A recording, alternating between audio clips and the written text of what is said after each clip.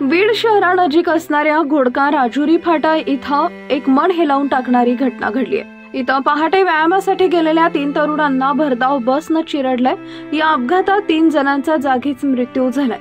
मिळालेल्या माहितीनुसार हे तरुण मागील काही दिवसांपासून पोलीस भरतीची तयारी करत होते। ते दररोज व्यायाम करण्यासाठी बीड परळी राष्ट्रीय महामार्गावरील घोडका राजुरी फाट्यावर जातात। रविवारी सकाळी 6 वाजता हे 5ही जण या ठिकाणी व्यायामासाठी गेले होते, पण या तरुणावर काळा न घाला घातलाय।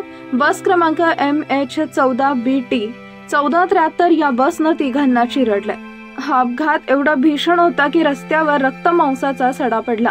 या अपघातानंतर बस काही अंतरावर जाऊन रस्त्याच्या बाजूला असलेल्या खड्ड्यात गेली।